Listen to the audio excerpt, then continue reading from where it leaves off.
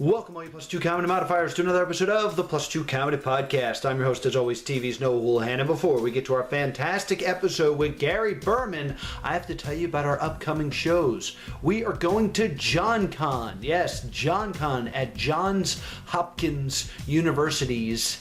That is in Baltimore, Maryland, April 6th through the 8th. We're doing a bunch of stuff. It's a smaller con. It's pay what you will. And now that Otakon is gone and you need a Baltimore con, come to JohnCon. It is a blast. It is the best con if you want to just hang out and play board games with Plus 2 Comedy, because we play a lot of board games at JohnCon. So please, come see us at JohnCon, April 6th through the 8th. For more information, Google JohnCon. It's just easier, trust me. And now, without any further ado, take it away. Who's ready for a podcast? Yeah. That felt strong this week. What a rousing ovation. Yeah. Who's here to do other things and currently being annoyed by a podcast? They're still not paying attention. No. This is the Plus 2 Comedy Podcast, coming to you live from Gamers Vault. That's 175 Route 70 in Medford, New Jersey. I'm your host, as always, TV's Noah Houlihan, joined, as always, by the Moss to my Roy, Mr. Will Liam. How you doing, Will? That's a fair one. All right, cool. I'm doing good. I'm glad to hear it. Our guest this week is an author and a pop culture historian. Please give it up for Garry Berman.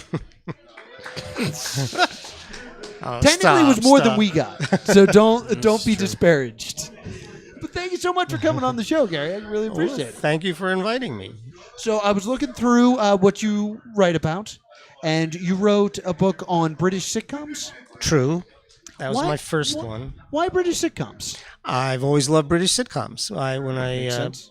Going back to when I first discovered like Monty Python, and which was not a sitcom, but Com. Right, but that led to like Fawlty Towers and a lot of others that were shown mostly on PBS stations, different cities around the country.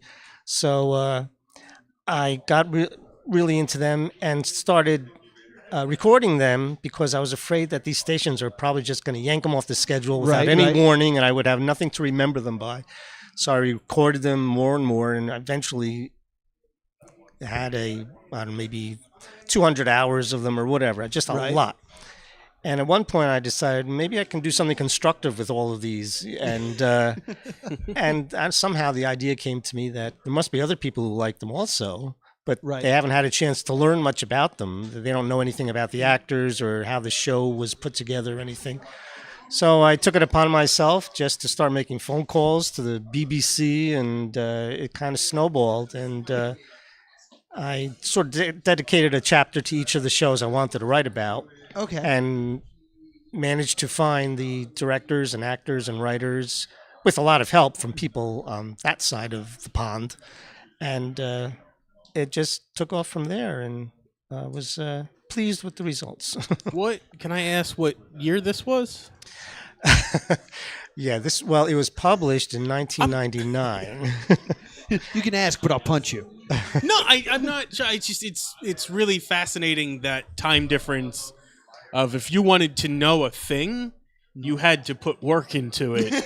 Like Before the now internet, I reach really? in my pocket, Yes. and I'm like, who is that guy in the show I'm watching? You can Google it, or you can look it call up on England on Wikipedia, or anything like that. I really had to do it the old-fashioned way with faxes. Fascinating, yeah. Faxes, remember faxes? Yeah. And there was some very helpful people at the BBC who would mail me materials. Really? Printed synopses of the episodes of the shows I was asking about, and photos, and they'd give me numbers of the agents for the actors or the writers so I can get in touch with them. So it was really exciting. I loved it. I loved every minute of it. Yeah, that's And amazing. I was a nobody, and here were people who were big shots in British television, and they were willing to talk to me and let me interview them. And that is super cool. And it came together pretty well. And then in 2010, I did like a revised edition of the book. I added about 7 chapters, and I just wanted to update a lot of the things about some of the shows that needed updating. Okay, that makes sense. For some of the folks that may not know, what would you say the biggest difference between a British sitcom and American sitcom is? The first thing that comes to Season mind, length, Yeah. that's one of them. series length. They do things very differently there. Except, it's funny that a lot of the American shows are almost starting to follow that. Yeah, You notice how some shows they'll be on for like 12 episodes and they'll take a long break, and then later in the year they'll come back again, which is closer to what they do there. But I think on the creative end, the writers had so much more power and say over what this show is going to end up looking like. Right. Because a writer could come to, let's say, the BBC. It's not the only place you could go to, but and they'd present a script or something for the show, and they'd be given the go ahead to do it. But the writer there wouldn't be a lot of people interfering and making changes, and a lot of things done by committee.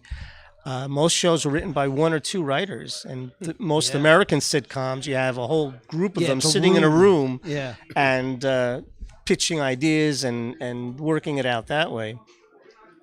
So to me, that was one of the main differences. And I think you can tell when one writer stays with his own creation all the way through the life of a show, and you can kind of know that it's coming more from their mind instead of just by committee, you know. Right.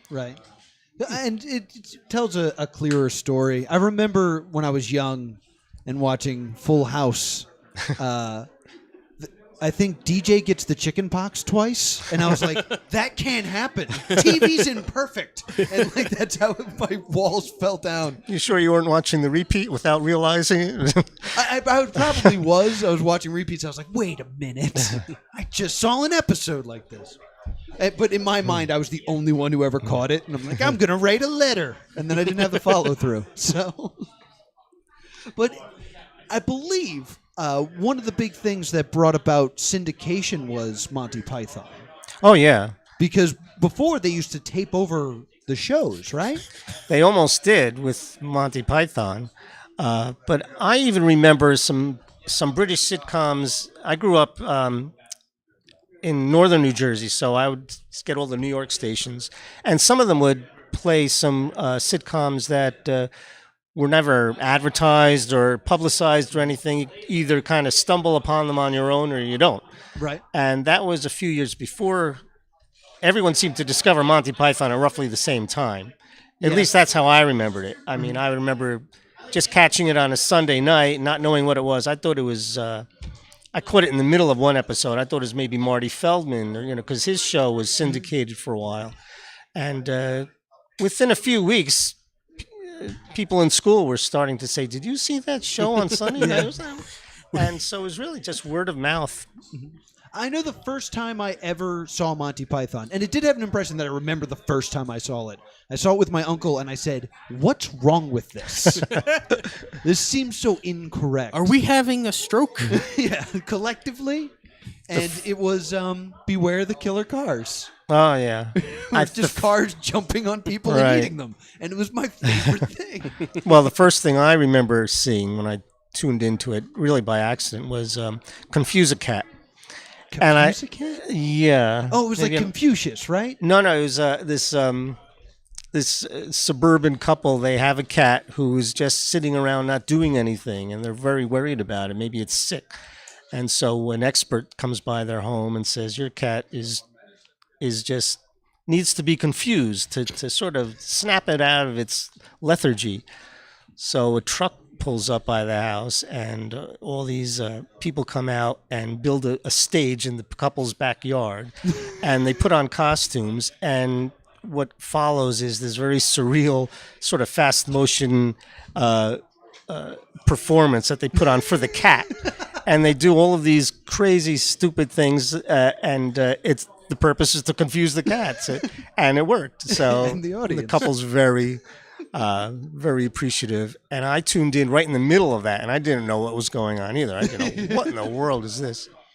So I think a lot of people That's when you remember discovered that. you were a cat. You were very confused. Well, I recommend that episode if you ever get to see it. I've never heard of it. I mean, Python has had so many influences on me. Because there's one sketch that opens with a couple walking down the street, and it's like, here's an ordinary couple doing ordinary things, going about their ordinary lives. So that's not very interesting. So let's focus on something else. Right. And like that got me so like good, and that's like became my writing style of that kind of like diffusion and like looking at the very small part of something. They throw in something very unexpected. Well, because I feel the same way about. There was an episode where John Cleese was he was like an army character, and halfway through the sketch he's doing, he decides he doesn't like it and it's too silly, and he won't do it. Sure, yeah. And that's they have like the director come out and stuff, and he's just like, "No, get out of here!" And then throughout the rest of that episode, he keeps interrupting other people's sketches and being like, "No, we're not doing this. Too silly. And I was too like, silly. "Is this what meta humor is? I love this." Just first discovering it. Because at first, as a kid, you're like, "Is the director really mad at him?" Yeah, because everything's live when you're a everything's kid. real. Yeah. Oh no.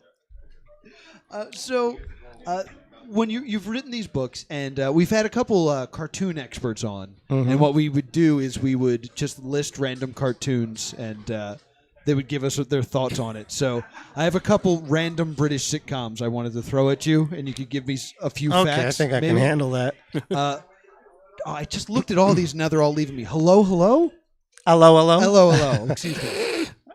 That's probably my that's what I consider to be the funniest Britcom I've ever seen. Yeah.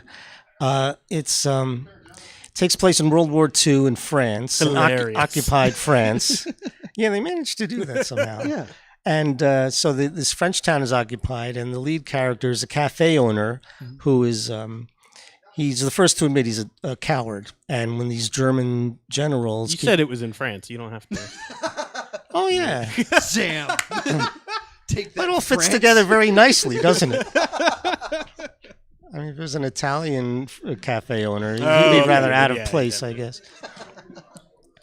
So it has a very large cast of very eccentric characters, and each episode they're basically coming up with plots to either foil the Germans or to help these British airmen escape, get them back to England, and every complications ensue, and the story becomes very convoluted. But it's just the comic invention is incredible, and it's just practically nonstop. Yeah. And both the dialogue and the visual comedy just keep it's almost like a soap opera because it's a continuing story. So it's not really like an episode begins and ends, because you know that whatever they're doing at the end of one episode is going to sort of lead into the next one. So it's not the usual sitcom we're writing for syndication that we see for... Or no, serialization is the continuing, right? Yeah, it's the continuing. Yeah. Sitcom is everything gets reset so we can air these out of right. order on TBS someday. Right. Yeah. So that, to me, that's a brilliant show. Yeah. Okay. Quackers? Quackers? It was the only one on the list that started with a Q, so I remembered it. No, I haven't seen that. All right, okay. You stumped me. There goes my reputation as an expert. Spaced? No. That's a more modern one. Yeah, I know Spaced. See, I've lost track of some of the more recent ones because I wouldn't say limited access to them, but more conventional access to them. Right, okay. So, and I've gotten busy with other kinds of things that I'm busy researching or writing about. So I guess I've sort of fallen behind with some of the more recent. And the PBS stations don't really...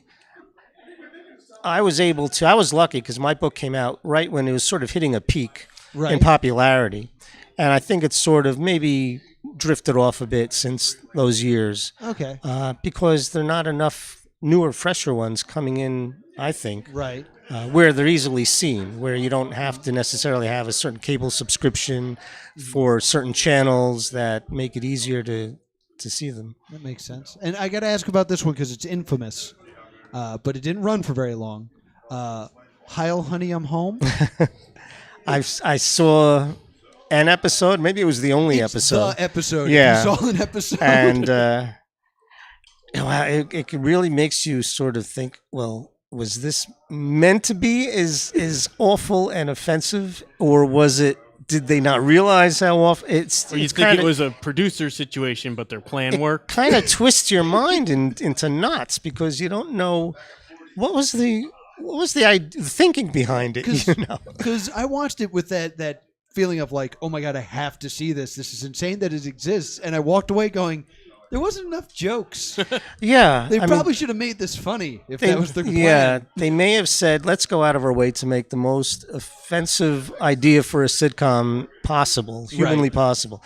But once they went ahead and did it, it wasn't, I can't think of anything. You almost feel guilty if you want to laugh at it because you're laughing at Hitler and his housewife, his Fräulein, house, keeping... I was expecting it to be like kind of a parody on sitcoms or something like that, but there was no substance behind other than, hey, let's give Hitler a sitcom, it'll be fun. Like that's the amount of writing they did. But it could have worked as a sketch within some other show. Sketch. Right, but not as its own series.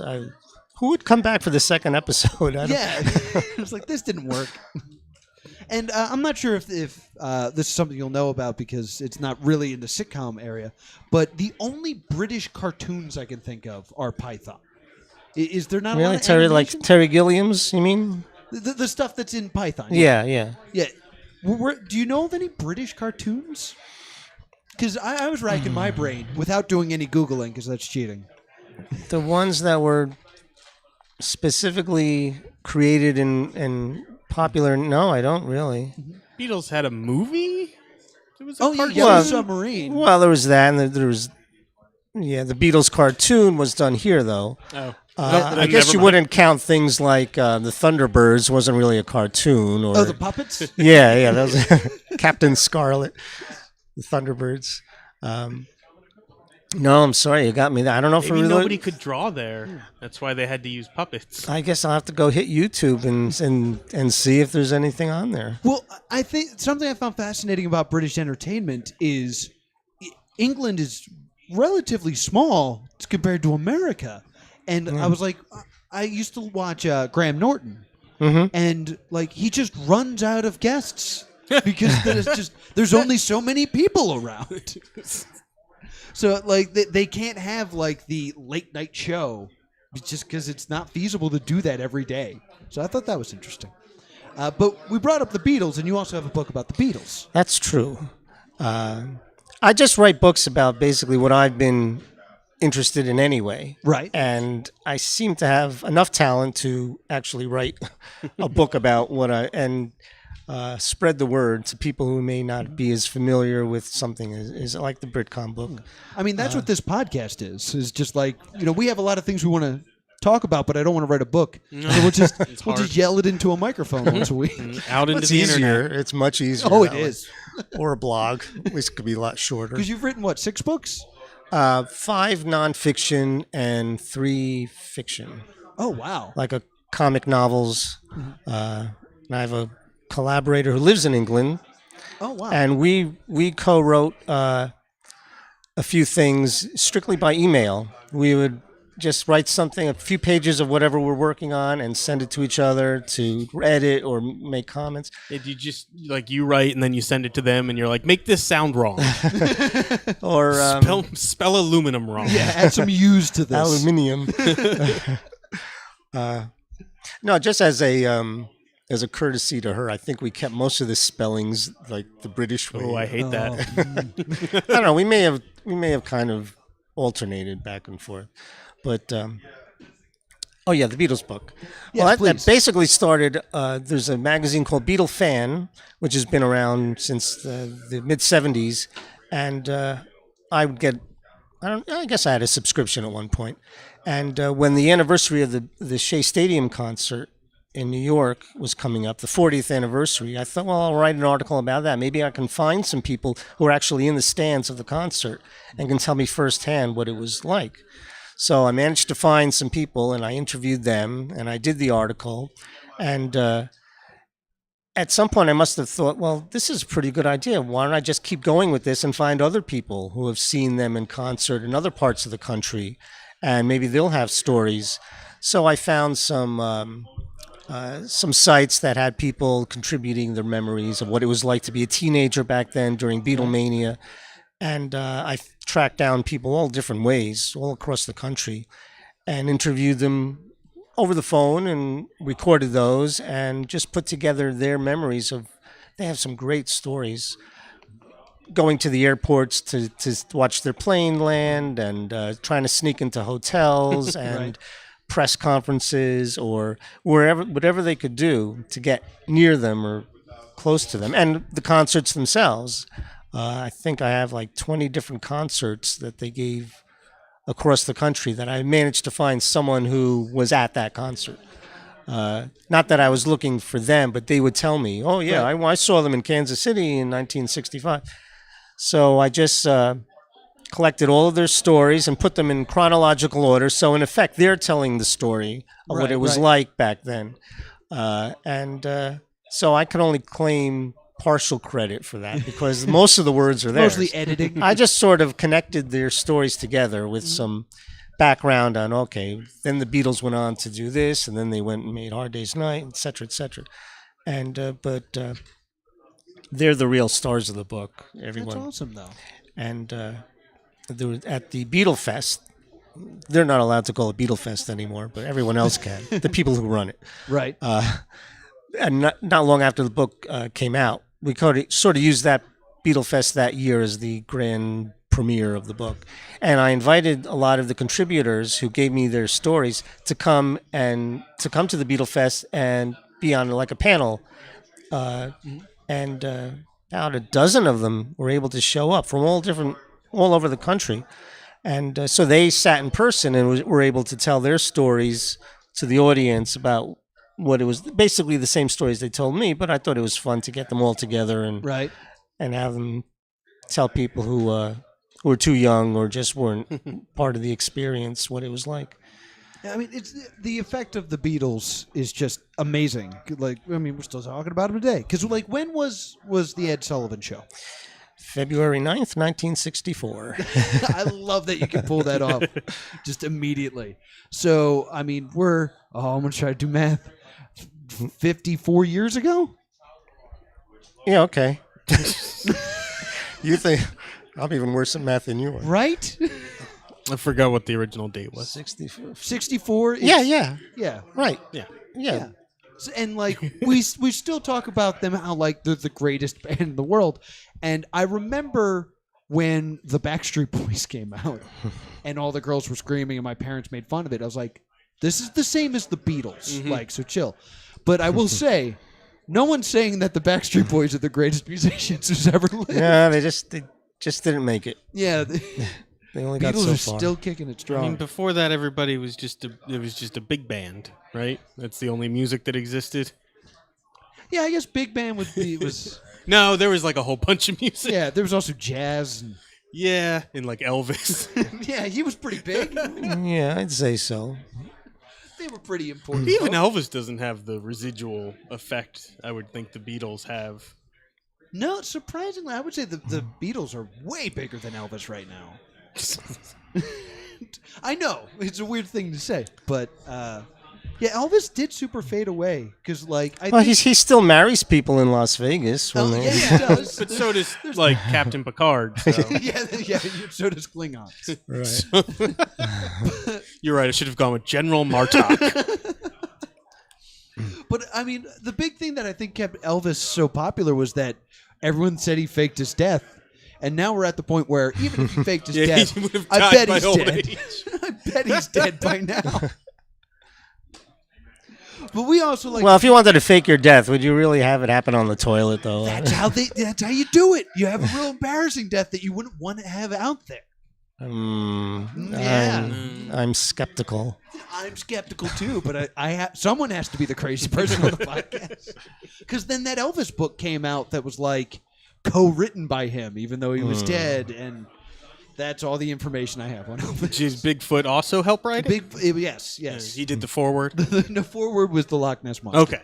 Yes. Edited by a chupacabra. So we like to geek out on this show, and we do it with a segment called What You Watching, What You Reading, What You Playing. It's where we talk about what we're watching, what we're reading, and what we're playing. Gary, you're new to the group. What have you been watching? recently? On TV? TV, a movie? movies, go to see a play. I don't go to the movies much. The only time I go to the movies is usually for a Star Wars movie. So there's some Okay. there's some All right. geekdom for you. Oh yeah, absolutely. Do you like Last Jedi? Yeah, I'll tell you this. I'm in the minority, I know, but I like every Star Wars movie, even the ones that everyone else hates, because there are scenes in every single movie that have gotta get you in some way or another. I mean, I can see by your face you disagree. You disagree emphatically. In the I last guess. couple we'll of talk years first. of my life, I've been trying to live by the idea that people like. I used to not like things and then not like the people that liked those things, and now I'm like, I don't know, people like what they like, and it doesn't matter. It's fine, but I still can't come around on the prequel Star Wars. Yeah, I got a bad rap. Well, I mean, my issue with it is I saw Phantom Menace in theaters, and I didn't really enjoy it. And we didn't have a lot of money to go to the movies all the time, so I didn't see the second or third one because I didn't like Phantom Menace. So to me, there was only 3 Star Wars movies. And then I got booked to appear on a Star Wars game show. They're like, Noah's a nerd. I'm wearing a Star Wars shirt right now. We'll have him on the Star Wars game show. I was like, yeah, I'll be great at it. And then it slowly started to dawn on me. It's like, there are 3 other movies I know nothing about. So I only saw the prequels a year ago. Yeah. So everything that everyone was complaining about 10 years ago is fresh for me. No, So you get to complain about them right now. So I will say the third one is really good, and I Wrong. think it's a bad rap. yeah, no, incorrect. Second one I don't like at all. But yeah, I thought Last Jedi was great. I still think Rogue One is the best one. I like Rogue That's my One. favorite Star Wars movie. Rogue One is really good. It's like a Star Wars movie without actually being a Star Wars Well, movie that's in why the I like strictest the sense. prequels made me so sick of Jedi. Lightsabers were sugar, and in the first one you got a little bit, so it made it sweet. In the prequels, they were just jamming pixie sticks down my throat. And then Rogue One, I'm like, oh, it's not one light. Well, there's a little bit of a lightsaber at the end, but that's it. That was a great simile. Thank you. Really appreciated that.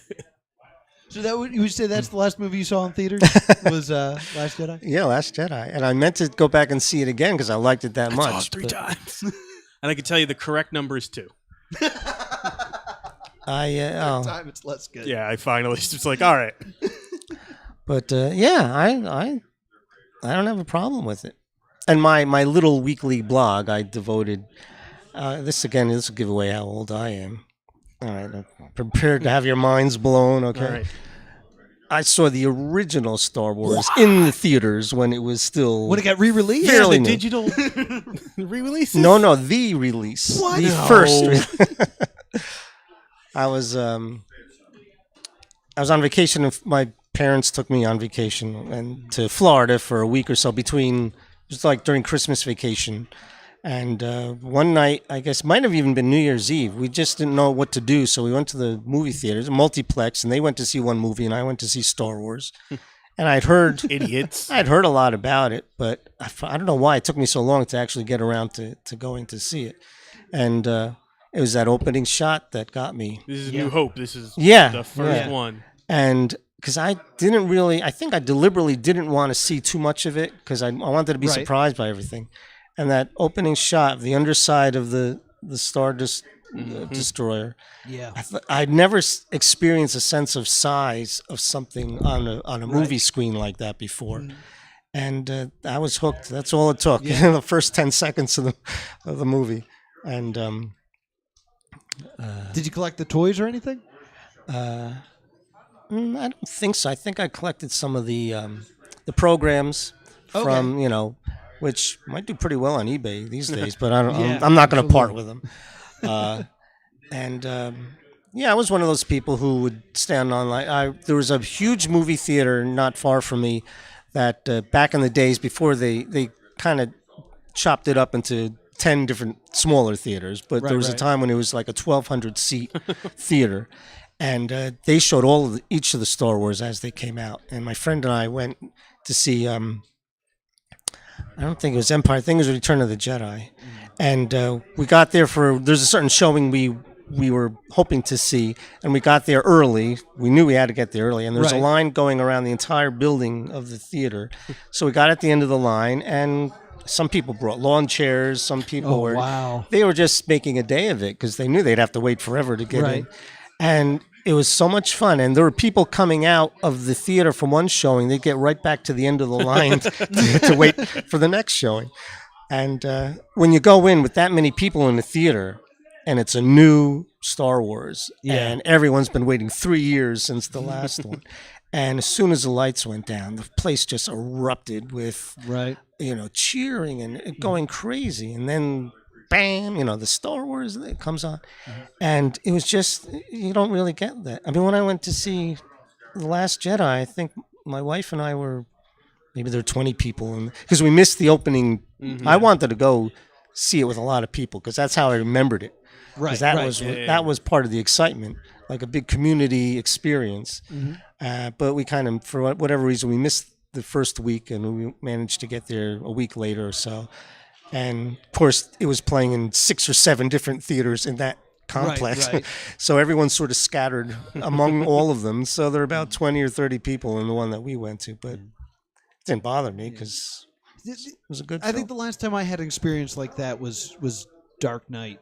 Like Batman had that kind of feeling where like we're all going at midnight, everyone pile in. It's the only movie being shown in all the theaters. Yeah. Like so, and I love that feeling of like community. It's like we're all going to see it for the first time. And I didn't get that feeling with The Last Jedi just because everyone was like dissecting the trailers. Just there's like so much. It's like we know everything. It's like no, you just go enjoy the movie. I didn't watch them. Yeah, I tried to avoid I them. still do that. Yeah, I try to avoid trailers now. And I used to be that guy that was like, oh, trailers are the best. But now that like it made them special that they were before the movie, and I was like, I'm seeing something new. Now that it's just like every time I try to watch a cat video on YouTube, they punch me in the face with another one. It's like, ugh. Yeah, I get that. William, have you been watching anything good? I blanked on my watching thing. Oh, we haven't talked about Black Panther, right? No, I saw Black Panther as well. It's so Did you good. see I any of haven't the seen Marvel it. movies? No, sorry. None of them? I don't think so. That's no. all right. And you're like, I don't go to the movie shame movies. Noah. you're like days behind. Well, because I made that joke as we left Black Panther is when the Avengers came out, they showed all the movies before Avengers in like one seating. And now that Avengers 3 is coming out, we're like, how long would that take? Like, that would take days, right? If they showed all of them. But Black Panther, if it's a good one, if it's your first Marvel movie. Yeah, you don't really need to know You don't need anything. to know much going in, and it is beautiful. Yeah. It is so good. Great movie. So what you think, William? That it was a great movie and that it was beautiful. Best villain? Yes. I agree. I will say it's still half suffered from Marvel movie end fight for me. I don't like them. They're CG boring. The big battle I liked. Like the warriors fighting. I don't think this ruins anything. But the villain and the hero fighting, I was like, I don't care. Please. You ready to get your mind blown? Yeah. Final fight took place in an underground railroad.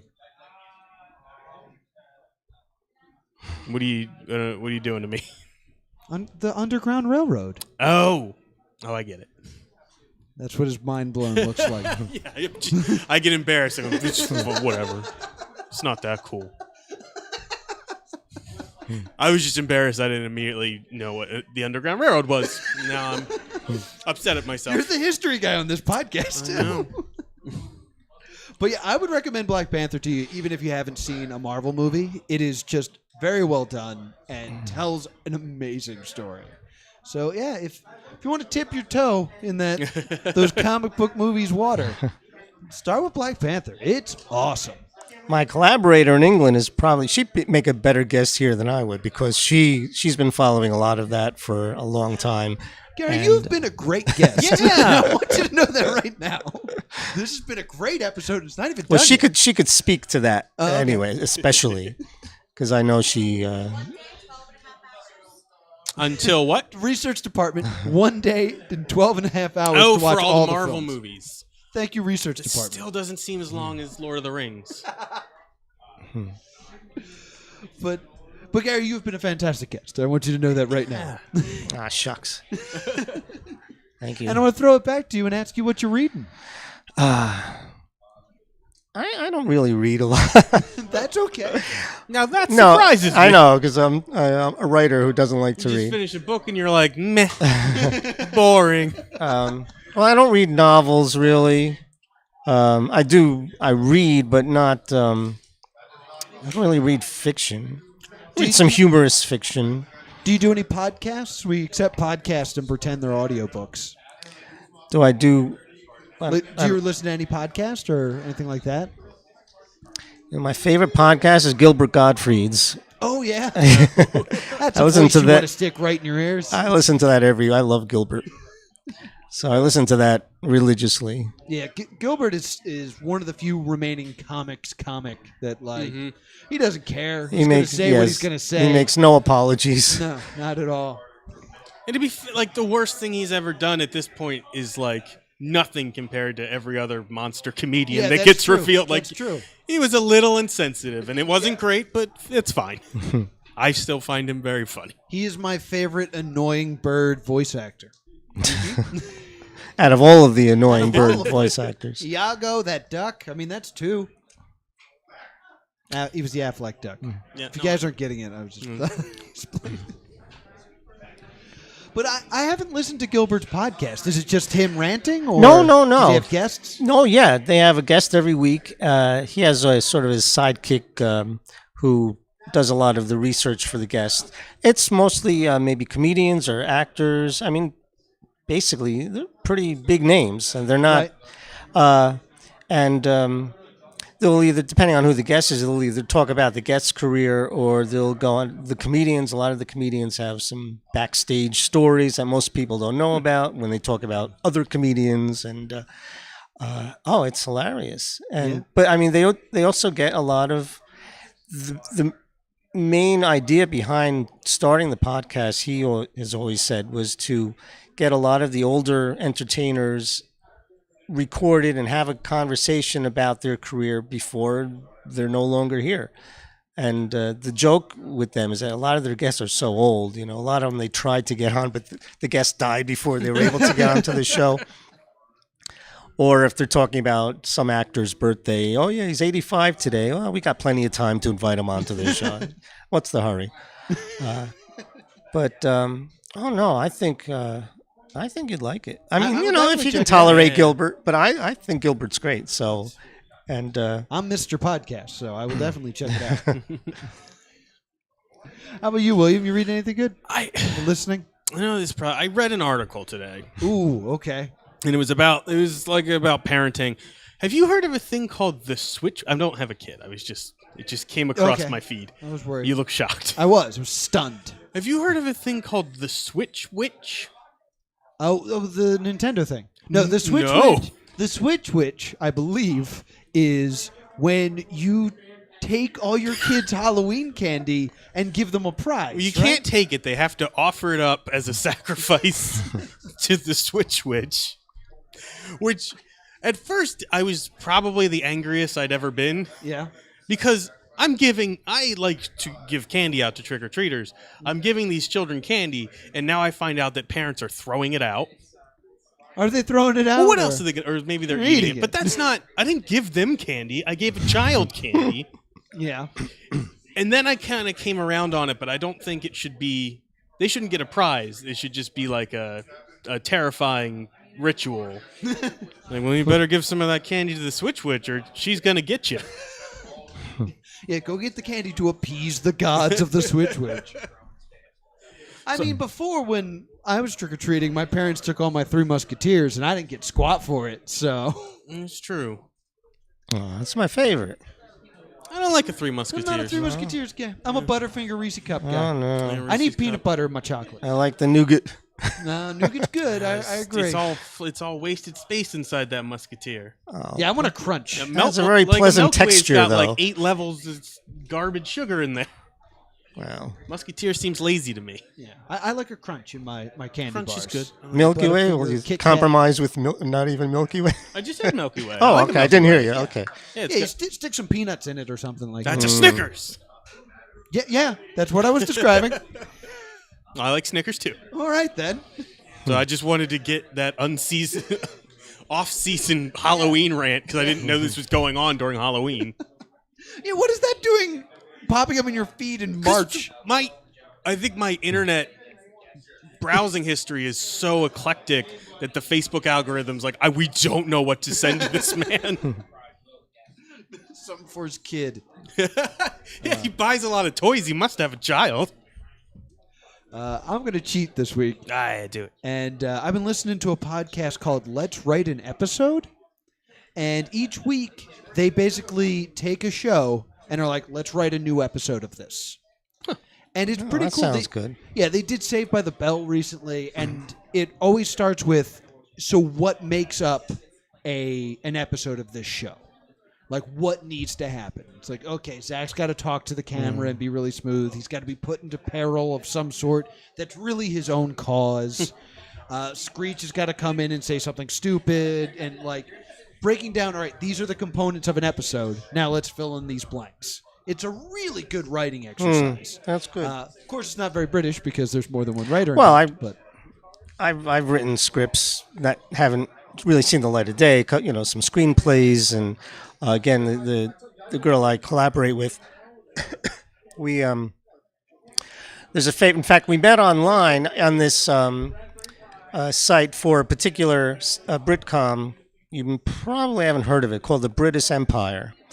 It takes place in like a health club, recreation facility, and the guy who runs it he drives everyone crazy because he's very precise, and he always has these rules that everyone has to follow, and he's always trying to help people get things done, but of course he makes a mess of things. But that's a very poor description of it. But anyway, it's a hilarious show. In fact, I'd rank that. I think we mentioned briefly before Faulty Towers. Right. Everyone says, "Oh, it's the greatest British sitcom ever." I don't agree. I think British Empire, among other shows, I rank that above Faulty Towers. Anyway, she and I, one time, we decided to write our own script for that show, the British Empire, and we both knew it so well, and we both knew, sort of like what you're saying, what most episodes, what elements they contain, and it was so easy. Yeah, and it was easier than we thought it would be, and that was a lot of fun. yeah, once you see the code, it's easier to just fill in those gaps. Yeah, I'm not big on the formulaic type of sitcom, though. The 80s, They're definitely they were easier so to write. interchangeable back Yeah. in like 80s sitcoms. But I'm more like, I worship Modern Family these days. Because I don't even know if most people realize how it, it's just my opinion, how miles above it is from most other sitcoms. Might be the only sitcom. I don't watch Modern Family a lot, but like I enjoy it when it's on. Oh, yeah. I can't think of another sitcom I've watched since like Seinfeld. Parks and Rec. Yeah, I don't know. That's not like a true sitcom. I don't know if it's like today. I don't think people enjoy how sitcoms look, like the 3-camera half of a house sitcom. Like, because I cannot think of the last good one of those. Well, it's funny. There seems to be just two camps of that. Though, like the 3-camera studio sitcom and like the single camera, like Modern Family and the others. The Office. Yeah. And I guess the creators, when they were coming up with each particular one, at some point they decided what kind of sitcom it should be, or what technique would better suit what they're trying to do. So, but I think, Modern Family, I've seen every episode so many times, and I'm still finding things, little throwaway lines or things that someone mutters under their breath that you didn't catch the first time, or something's going on in the background that if you're not looking, you miss it. But if you do catch it, you fit it into what's going on, and it becomes hilarious. A simple look to camera. Oh, yeah. Rack me up on that show. It's just Exactly. they're all so good at that show. And that's going to throw it back to you, and it's going to be a tough one. Who, me? What you playing? Huh? Are you playing anything? You mean like other than what I just other did than before? when we forced you to play Mario Brothers? Well, that was the first time in a long. So you're going up a blind alley with that question. Sorry to say. That's okay. I will gladly take your pass. William, you playing anything good? All right, so I didn't get as far into it as I would have liked, but it's a hell of a guest to drop a Doki Doki Literature Club discussion on. Yes. But yes. I got like 2 hours into it. I think I just stripped away the first layer Okay. of this game. Okay. To fill you in, Gary, I've been trying to make Will play this game for the longest time. And so on this show, I've been telling him you have to play Doki Doki Literature Club. And it is a dating sim. So basically, you play a kid in high school. Did we already lose you? No, not at all. You're a kid in high school, and you join the literature club, and there's 4 attractive women there, and they all kind of have a thing for you. And then based on your decisions, they react differently. So, you can shun one and pursue the other more, and each of those actions will have more of its own consequences and stuff like that. But we had Eddie C. on the show the first time I brought this up, who is another author, and he tweeted at me recently, "Yo, Doki Doki Literature Club is messed up." Well, it says that twice. It says it twice. When I downloaded it, it was like, if you don't, it was like, dude, don't play this. It was more or less what it said. So if you're one layer down, I will ask you, has anything happened to Sayori? Nothing, because obviously Steam tells you it's a horror game. Yeah. But nothing, like, she, told me that she has depression. Okay. Which whoever wrote this also has depression because they're nailing it. Yeah.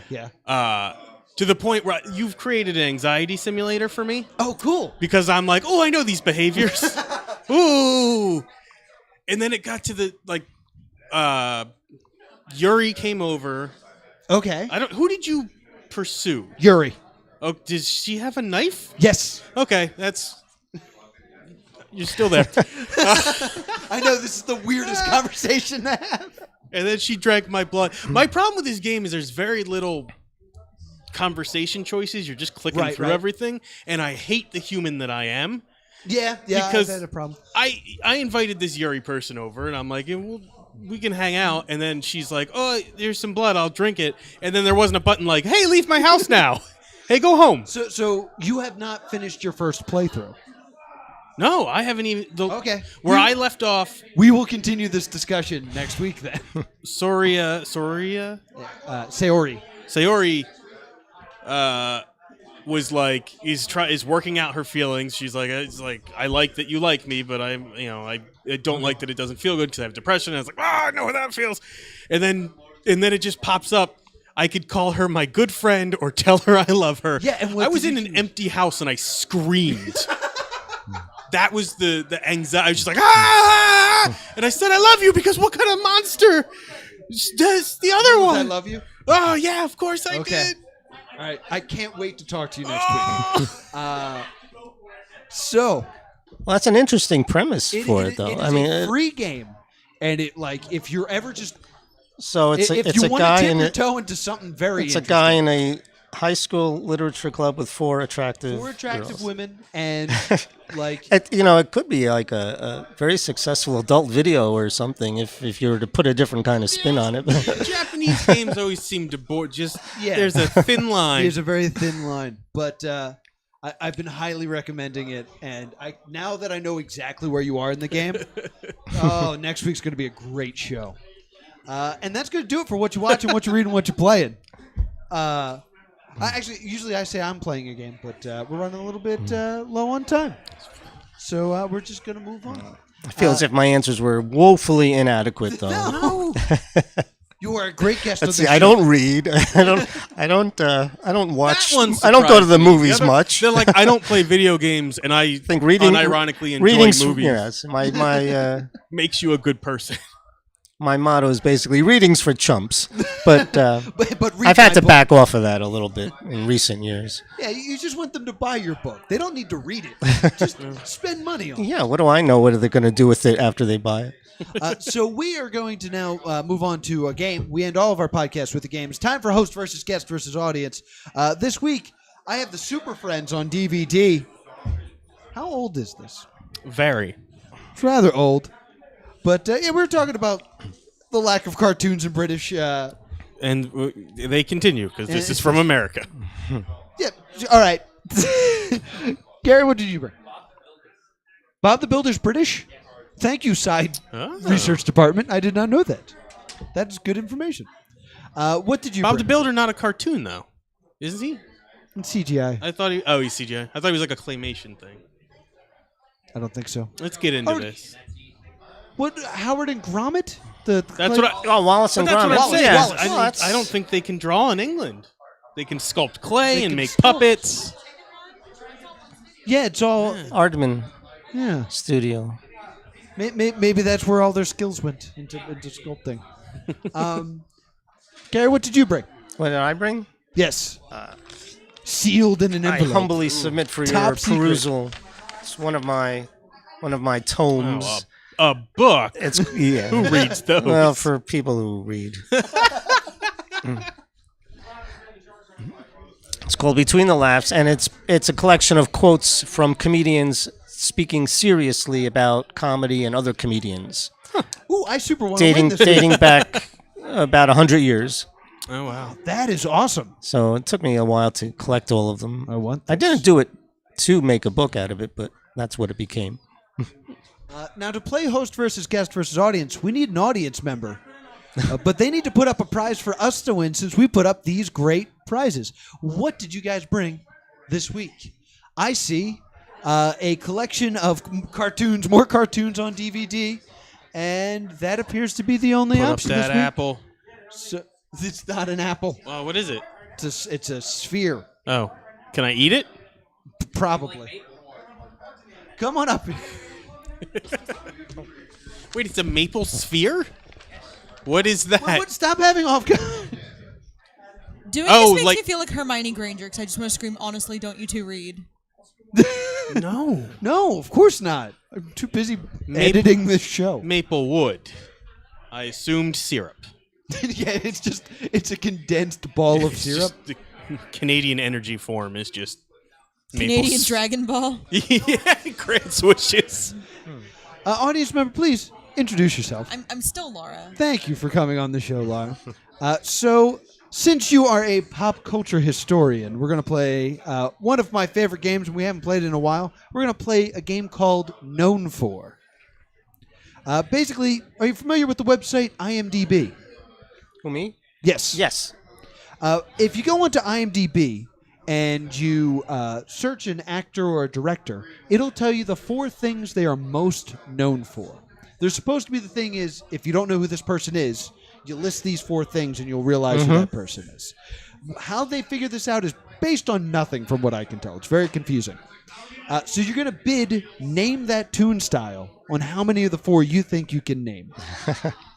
And it'll go down the line. And if you can't go any higher, you can challenge. And if you get it right, you get a point. If you get it wrong, the person who challenges gets a point. And we're going to start. I'm going to try to keep it as British as possible. You don't have to. I know some American entertainment. And if I can spell it correctly, I'm going to go at Pierce Brosnan. Oh, I thought you were going to try to. When you said spell it, I was like, he's going to try to go Benedict Cumberbatch. Pierce Brosnan.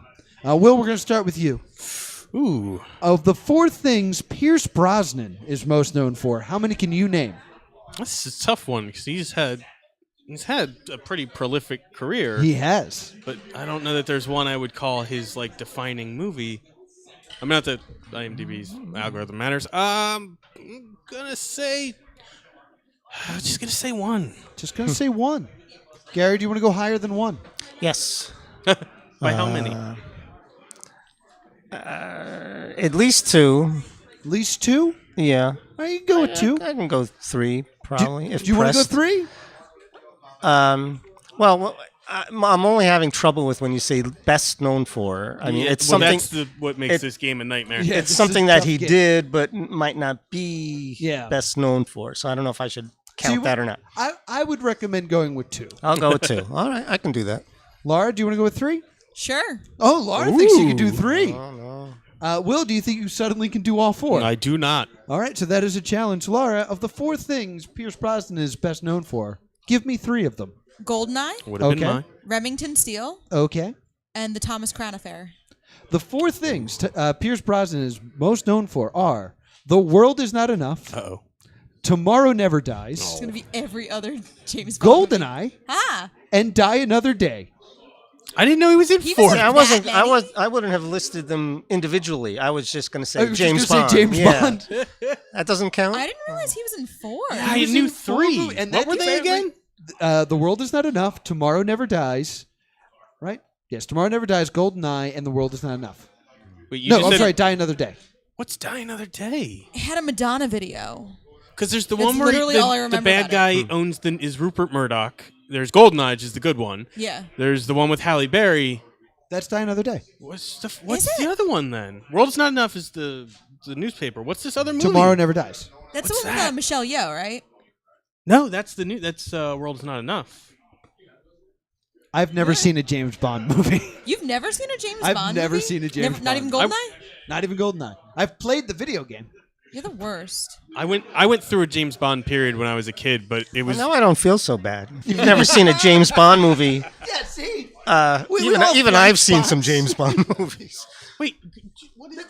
I've moved on to a different thing. This is gonna bother me. So that is a point for Will, which means we're going to start with Gary and How's- then change directions. Oh, because we'll challenge. 'Cause we'll challenge. Wouldn't that be a point for Gary? But So we're going to start with Gary and we're going to change directions and go to Will. And it's Rowan Atkinson. Okay. Uh-oh. Oh, how many? Yes. Uh, Of the 4 things he's best known for, how many can you name? All right. It's okay. it's a man. I can I do. know that now. I'll play it safe with 3. Playing it safe with 3. Ooh, I'm gonna Bet challenge. Will's gonna challenge. That's a good challenge. That's a real He could good have said challenge. one; it would have been the same response. I don't know who this person is. I bet I do. I don't know You their do. name. You 100% do.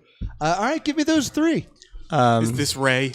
In chronological order. Just Not give me the 9 3 of the 4. Not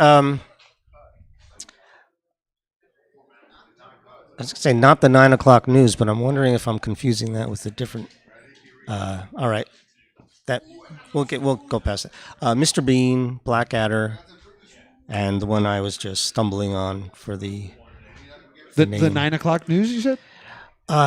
It was a sketch parody show, sort of presented as a newscast, but I'm drawing a blank about the precise name.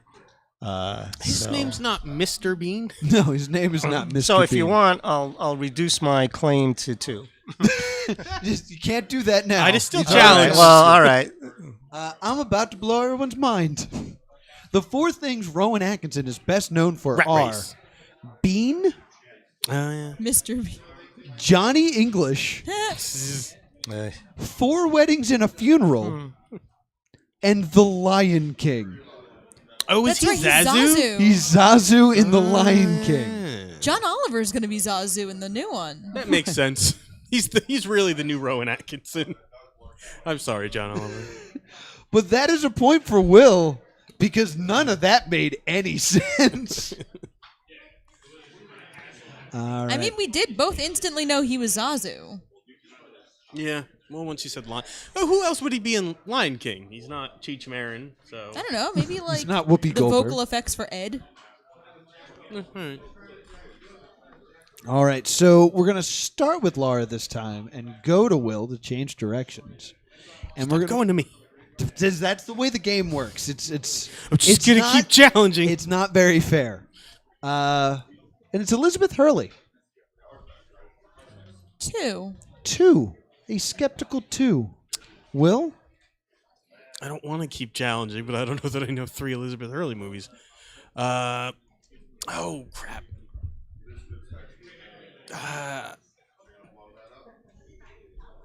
Get a challenge. I'm not trying to be a jerk. It's all right, Laura. Austin Powers, International Man of Mystery. And Bedazzled. Those were the two I could Yeah, think those are of. the two I could What's name. the one where she got served by Matthew Perry? Serving Sarah. All right, there it is. I actually really like that movie. It has Bruce Campbell in it. The 4 films that Elizabeth Hurley is most known for are Passenger 57, Oh, okay. Austin Powers, The Spy Who Shagged Me. She's like a cameo in that. Yeah, she's in the beginning. Oh yeah. Austin Powers, International Man of Mystery, and Bedazzled. Nice. So that is a point for Laura, Very happy. Yay. which means we're going to start with Gary, and we're going to go to Laura. Oh, thank Okay. God. All right. I didn't think of anyone else. Who else is British? Like everybody, just go through. Alec Guinness. No, that's all gonna be I don't know how's his name. Hugh Laurie. Yes. Hugh Laurie. Let's do Hugh Laurie. All right. Well, Hint. we've already nailed one. Hint. House.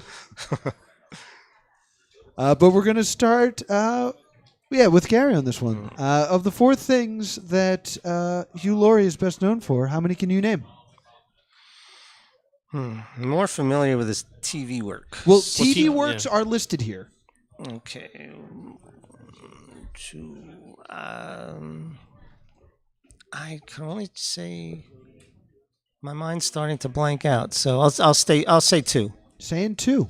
Laura, I think I can do 3. you think you do 3? Ugh, because it's challenged. I'm Will's not gonna challenge. counting House though. Oh, I'm totally counting House. Oh, Well, I mean, if I'm it's, underhanded. if it's one of the 4, I can't control that. Yeah. Yeah, I don't know 4 things Hugh I have Laurie's no honor. done. Laura impressed me. Jeeves and Wooster. Fry and Laurie. House. The 4 things. Noah's face tells me I'm right. well, I 'cause he could have looks done. I could. horrified. The Could've done 4 that. things that Hugh Laurie are known for are House, Tomorrowland. Oh yeah. Is anyone known for Tomorrowland? No one is known for Yeah, Tomorrowland. actually, George Clooney got forgotten because of it. Flight of the Phoenix Oh, come on. and Stuart Little. Oh, he wasn't Stuart Little. That means Will is our winner. I'm not happy about this. With no correct answers. That's how you win this I game. know, it's the worst game. Laura, thank you so much for IMDb playing. is just Goodbye. wrong. That's all. I'm excited to read your book, though, so I'm definitely going to be stealing that. It's an easy read. And Oh, perfect. I already love this. Buster Keaton. Oh, I love this book. your wooden dragon egg, is a dryad going to hatch from this? Or a triad? Gary, we got to get out of here. Anything you want to plug? No, just. Yes, you do. You Oh, have I do? books and a website. Oh, that. Oh, yeah. Well, anyone is free to stop and visit my website, GarryBerman.com, 2 R's in Gary. And there you'll find each of my books, both fiction and nonfiction, and links to Amazon if you so desire to make a purchase. And that's all. All right. In a nutshell. That works. Will, anything to add? Was Hugh Laurie in Sense and Sensibility or Pride and Prejudice? Sense Okay. and sensibility. Got that out of the way. Good night. Be sure to give us 5 stars on iTunes, 5 stars on Stitcher. Vote for us on podcastland.com. Make us the podcast of the month. It's a new month, so I'd greatly appreciate it if you actually did that. Also, be sure to follow us on Twitch so you can watch live and chat along with us. We have some comments, but I'm not reading them right now. But you could join us next week and make some comments. It'll be great. Also, if you're watching this on YouTube, be sure to like, comment, and subscribe. That stuff actually does help. We're close to being monetized again, so do those things. Upcoming shows include next week, that's March 8th, we are going to have Miguel Dalmau, the host of This American Immigrant, on the show. And then on the 15th, we're supposed to have Dan Sinclair. Will it happen? The only way to find out is to subscribe. You can also subscribe on iTunes. I should mention that one every once in a while, too. Thank you to Net Neutrality for making the show possible. This is the Plus 2 Comedy Podcast. Thank you guys so much. Night. Unless you're watching this in the daytime.